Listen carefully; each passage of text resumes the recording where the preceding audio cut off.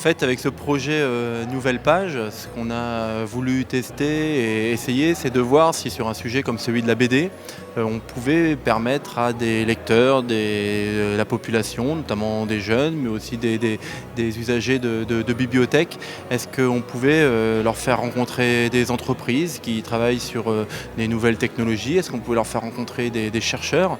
Ils travaillent en informatique, ils travaillent aussi sur la notion d'image.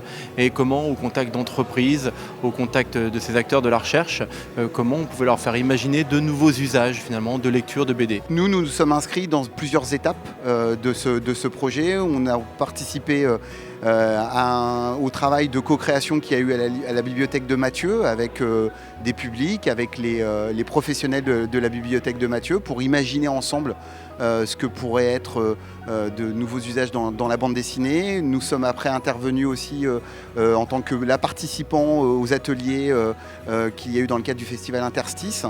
Et à partir de là est née cette envie, cet élan d'accueillir un artiste, Raphaël Leray, pour créer in fine une BD audio qui donc ne peut exister réellement que par son support physique, mais aussi en l'écoutant et en travaillant effectivement sur le son autour de la BD et de pouvoir proposer une expérience immersive au lecteur qui soit à la fois visuelle et sonore. Dans un premier temps, il a fallu choisir une technologie, choisir quelque chose qui allait nous permettre justement de rendre compte de cette création interactive. Et on s'est arrêté sur les puces NFC. Donc ce sont des petites puces qu'on a fixées sur les pages et qui nous permettent en fait, quand on les accumule, de détecter le nombre de pages qui se trouvent d'un côté ou de l'autre de la bande dessinée. Et à partir de ça, on a créé un moteur sonore qui génère la musique et les ambiances sonores.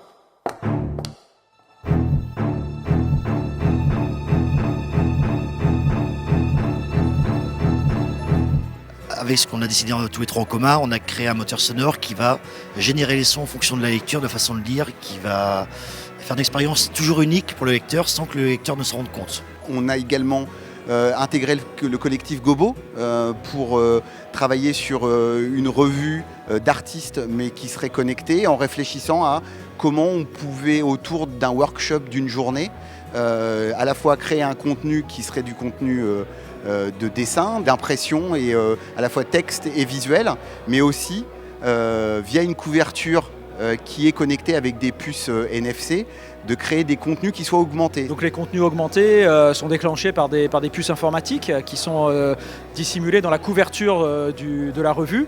Et donc on s'est réunis cette fois-ci sur une seule journée. Ça a été un workshop du matin jusqu'au soir d'une petite vingtaine de personnes.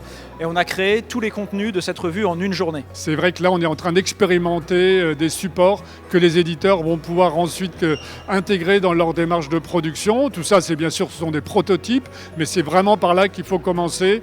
Un des freins principaux dans le développement du numérique dans l'édition, c'était le fantasme du papier qui va disparaître. Là, on a tout. On a le numérique, on a le papier, on a l'odeur de l'encre, on a le plaisir de l'objet, le plaisir de la lecture avec un support physique. Et en même temps, on a tout l'enrichissement, la créativité des compléments numériques.